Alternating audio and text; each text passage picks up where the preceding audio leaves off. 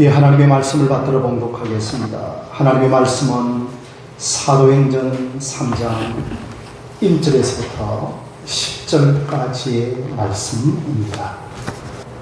제9시 기도 시간에 베드로와 요한이 성전에 올라갈새 남에서 못 걷게 된 이를 사람들이 메고 오니 이는 성전에 들어가는 사람들에게 구걸하기 위하여 날마다 미문이라는 성전문에 두는 자라.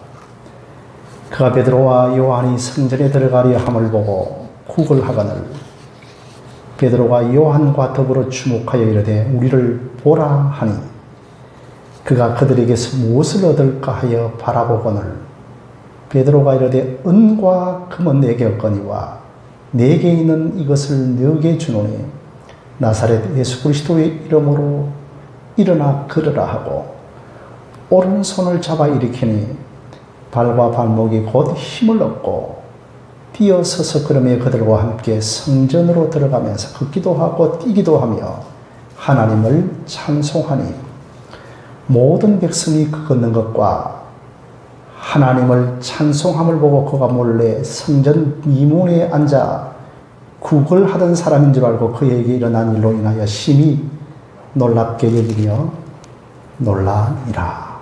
아멘. 오늘도 우리 주님의 이름으로 오신 모든 하늘심 교회 건속들과 또한 비대면으로 참여하는 모든 하늘심 교회 성도들에게도 동일한 삼위 하나님의 은혜가 함께 하기를 바랍니다. 저는 2022년 이 부활주일 설교의 본문을 정하기가 무척 어려웠습니다. 아마 성령님께서 우리 교회와 성도들에게 꼭 전하고 싶은 말씀을 달라고 기도했는데 의외로 사도행전 3장의 말씀에 감동을 주셔서 오늘 설교하게 되었습니다. 여러분들이 너무나 잘 아는 것처럼 사도행전 3장은 익히 알고 있는 말씀들 아닙니까? 예루살렘에 남에서부터 못 걷게 된 사람이 있었습니다. 성전 미문에 구걸하고 있었는데 베드로와 요한이 나사렛 예수의 이름으로 걸으라고 했을 때 한치도 지체 없이 걷고 뛰고 찬송하기를 시작했습니다. 사실 우리는 이 본문을 가지고 정말 예수 그리스도의 이름의 건세가 얼마나 위대하고 대단한가, 초대교회의 복음 전파가 예루살렘에서부터 땅끝까지 강력하게 퍼지는 기회가 되었다라고 알고만 있습니다. 저도 목사가 되고 한동안 이 본문을 그렇게만 알고 있었습니다.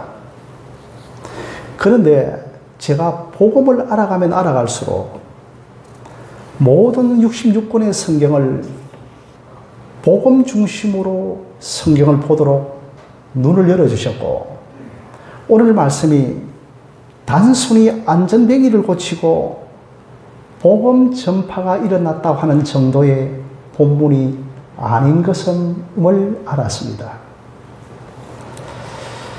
나면서부터 못 걷게 된 사람이 고침을 받는 것을 통해 과연 하나님께서 무엇을 알려주시고자 하였을까요? 제가 오늘 결론부터 말씀을 드리면 예수는 죽지 않았다. 예수는 부활하셨다. 예수는 부활 승천하여 하나님의 보좌 우편에서 성령을 통하여 안전뱅이를 고치고 계신다. 이 사건은 예수님의 부활을 계시하고 있는 사건입니다. 여러분, 예수님이 부활하셔서 40일 동안 이 땅에 계셨지만 대부분 예루살렘의 백성들은 예수님의 부활을 믿지 않았고 심지어 어딘가에 죽었을 것이라고 생각을 했습니다. 그리고 그 당시에 정치 지도자들이 부활은 거짓이라고 백성들의 입을 다 막고 있는 상황에서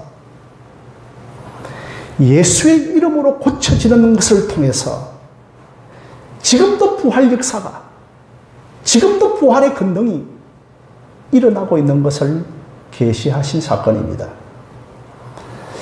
여러분, 사도행전 2장을 보면 오순절날에 성령이 임하고 그 사도들이 성령을 경험하고서는 복음을 전하자 하루에 3,000명이나 회개하고 예수님께로 돌아왔습니다. 사실 근사님 장로님 3,000명 대부분이 오순절의 큰 절기를 지키기 위해서 예루살렘 도성을 방문한 세계 각지에 흩어져 있었던 디아스포라 유대인들이었습니다. 그 오순절 절기가 끝나자마자 다 본국으로 돌아갔습니다. 정작 중요한 것은 예루살렘 백성들인데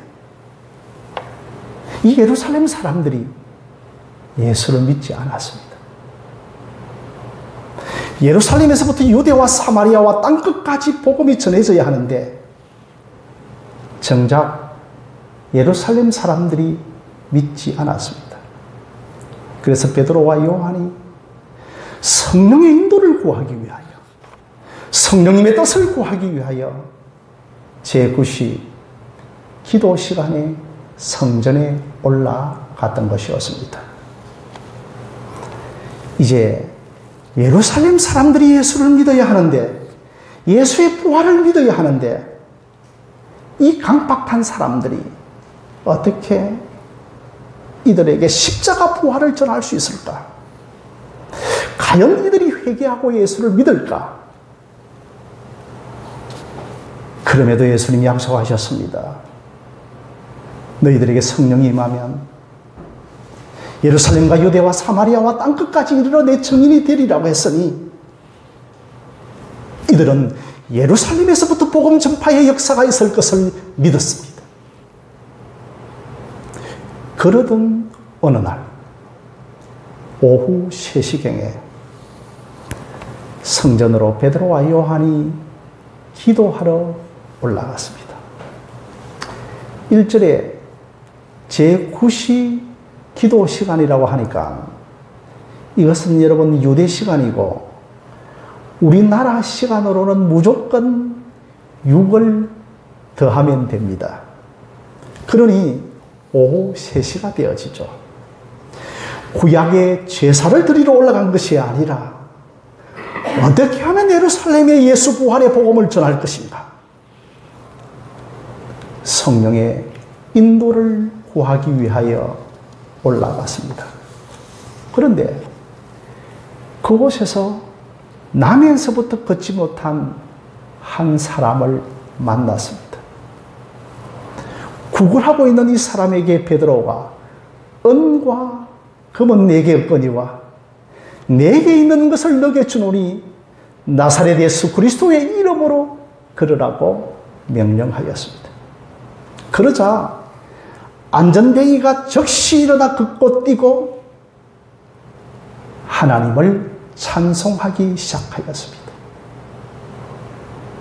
정말 이때만큼은 베드로가 설마 일어나 걷는 것이 가능할까? 단 1초도 의심하지 않았습니다. 성령께서 베드로를 이끄셨고 성령께서 안전뱅이에게도 예수를 믿는 믿음을 불어넣어 주셨기 때문에 믿음의 역사가 일어난 것이었습니다. 대부분 목사님들이 이 기적 사건을 설교할 때 예수님 이름 근세가 있습니다. 성령님이 역사하니 복음 전파가 놀랍도록 퍼져나간다. 이 정도로 설교합니다. 물론 이것도 틀린 것은 아닙니다. 그러나 더 큰 강조점은 오늘도 예수님이 부활하셔서 하나님의 보좌 우편에서 성령님을 통하여서 이 땅을 통치하고 다스린다는 것을 보여주신 사건입니다. 한마디로 성령님을 통하여서 예수님의 부활을 계시하신 사건입니다. 안전뱅이가 예수의 이름으로 일어나 걷는 것을 보면서 정말 예수님 부활하신 거 맞구나. 지금도 살아 역사하시고 계신 분임이 입증이 되어지신 것입니다. 여러분 6절 말씀 한번 함께 읽어보도록 하겠습니다. 6절입니다. 시작. 베드로가 이르되 은과 금은 내게 없거니와 내게 있는 이것을 내게 주노니 나사렛 예수 그리스도의 이름으로 일어나 걸으라 하고 라고 했습니다. 여러분 성경의 어떤 곳에서는 나사렛 예수라 하기도 하고 어떤 곳에서는 예수라 하기도 하고 어떤 곳에서는 호칭을 부를 때 그리스도라고 부르기도 합니다.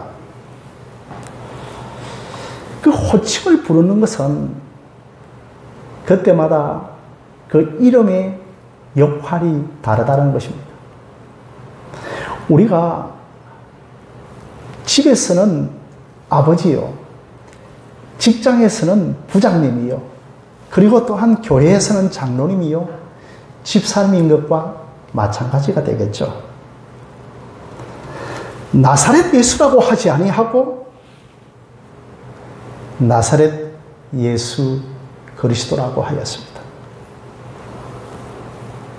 사도행전 4장 10절에서도 하나님이 죽은 자 가운데서 살리신 나사렛 예수 그리스도의 이름으로 이 사람이 건강하게 되었느니라고 말씀을 하고 있습니다.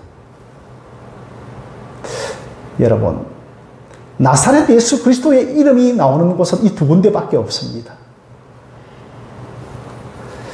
집사님, 권사님, 왜 나사렛 예수 그리스도라고 부를까요? 어떤 분은 이 명칭의 뜻도 모르고 밤새도록 주문을 외우는 사람들이 있습니다. 나사렛 예수 그리스도의 이름으로 물러가라, 나사렛 예수 그리스도의 이름으로 물러가라라고 주문 외우듯이 이름을 부르는 사람들도 있습니다. 그런다고 그 그리스도의 이름의 권세가 나타나는 것은 아닙니다. 지금 여러분 사도행전의 저자인 누가는 의도적으로 나사렛 예수 그리스도의 이름을 사용하고 있습니다. 오순절 날에 각국에 모인 유대인들은 다 떠나고 이제 예루살렘 사람들만 남았습니다. 어떻게 보면 공허하고 허탈감도 있었을 것입니다. 저 남은 예루살렘 사람들에게 나사렛 갈릴리의 예수라고 하는 청년이 그리스도이심을 분명하게 선포하고 있습니다. 너희들이 나사렛에서 무슨 선한 것이 나겠느냐라고 하지만 저 육신의 몸을 입은 나사렛 예수가 그리스도다. 너희들이 다 알고 있는 목수의 아들이 그리스도라고 선언을 하고 있습니다. 문 집사님, 그리스도가 무슨 뜻입니까? 기름 부음 받은 자, 메시아입니다. 또한 육신의 몸을 입고 오신 하나님이십니다. 그래서 의심하던 도마가 예수님의 못자국과 난 손과 옆구리를 넣어보고는 나의 주님이시여 나의 하나님이시라고 고백을 하지 않았습니까? 이 거지가 그럴 수 있는 것은 그리스도가 걷게 하신 것입니다. 사도행전 여러분 3장을 읽어보면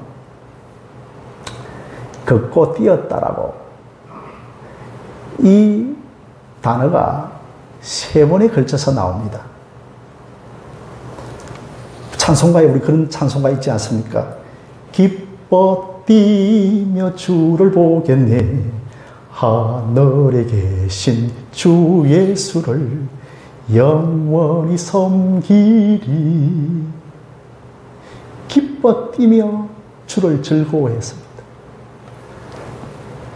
저 강남대학생도 가다가 벌써 주저앉아 버린 것이 아니고 다시 원상태로 돌아간 것이 아닙니다.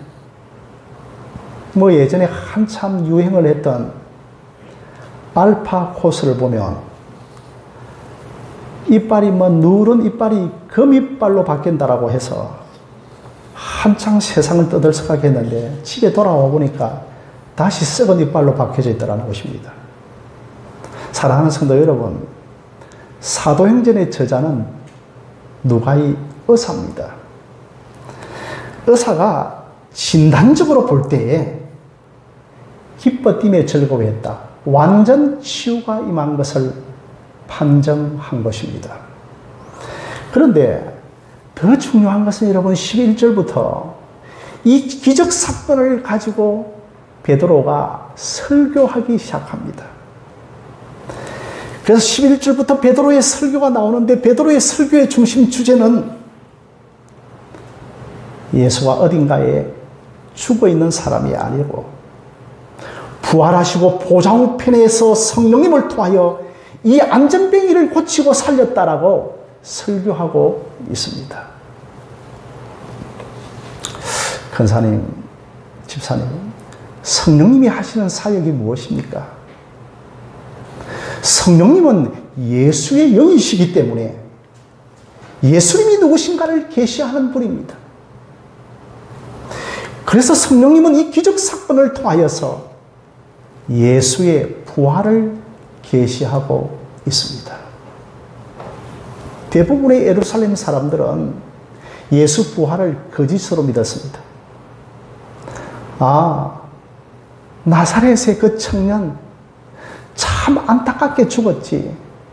이 정도로만 안타까워했습니다. 그런데 이 안전뱅이가 어떻게 해서 그렇게 되었는가? 조금 전에 나사렛 예수 그리스도 이름으로 명하니까 그렇게 되지 않았는가? 그러니 그 나사렛 예수가 부활하고 살아있는 분이다. 그것을 베드로가 설교하였습니다. 여러분 3장 15절 말씀을 함께 읽도록 하겠습니다. 3장 15절 말씀입니다. 시작.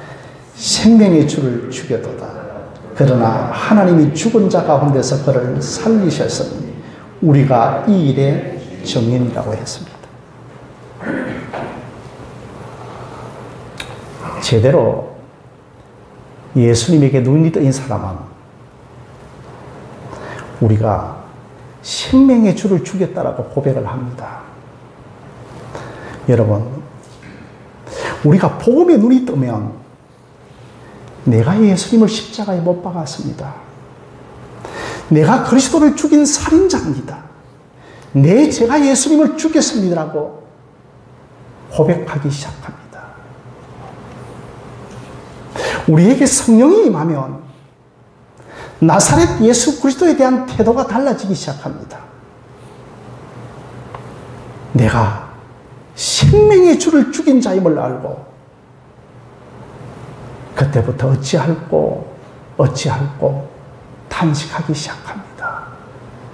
우리에게 십자가가 밝히 보이게 되어지면 내가 죄인임을 알고 내 죄 때문에 예수님이 십자가에 죽었다는 것을 보게 되어집니다. 여러분, 어떤 은혜보다도 이런 은혜를 한번 경험해 보신 적이 있으십니까? 오늘날 한국교회 교인들이 교만한 것은 내가 예수를 죽였다, 내가 생명의 주를 죽였다라고 한 번도 고백하고 깨닫지를 못하기 때문에 공로주의에 사로잡히고 자기의 사로잡힐 수밖에 없는 것입니다. 오늘도 참으로 그 베드로가 안전뱅이가 고쳐지는 것을 보면서 어디로 끌고 가는가? 베드로는 복음으로 끌고 가고 있습니다. 오늘날 치유 역사가 일어나면 어디로 끌고 가는가? 은사자를 높이고 그 치유에 몰입하게 되고 예수 그리스도가 계시되지 않습니다. 어떤 치유와 은사의 역사라도 복음으로 이끌지 아니하면 그것은 거짓이요 가짜 역사인 것입니다. 왜 베드로가 내가 생명의 주를 죽였도다라고 고백을 합니다. 여러분, 이것은 베드로의 고백입니다. 베드로가 오순절날 성령을 체험하고 성령을 받고 보니까 우리가 생명의 주를 죽였다라고 제일 먼저 고백을 합니다. 동시에 우리가 생명의 주를 죽였다라고 고백하는 것은 그럼에도 불구하고 절망하지 말라. 너희들에게도 안전뱅이처럼 소망이 있다는 것을 말씀하고 있습니다. 여러분, 16절 말씀 한번 함께 읽도록 하겠습니다. 16절입니다. 시작. 그 이름을 믿음으로 그 이름이 아는 것은 이 사람을 성하게 하였나니 예수로 말미암아 믿음이 너희 모든 사람을 이같이 완전히 낫게 하였나니. 17절 말씀은 제가 읽겠습니다. 형제들아, 너희가 알지 못하여서 그리하였으며 너희 관리들도 그리한 줄을 아노라. 우리가 알았더라면 생명의 주를 십자가에 못 박지 않았을 것입니다. 너희가 알지 못하여서 그렇도다. 십자가가 밝히 우리에게 드러났다면 결코 생명의 주를 죽이지 않았을 것이죠. 참 저는 이 구절을 보면서 제게 부끄러운 과거가 있습니다.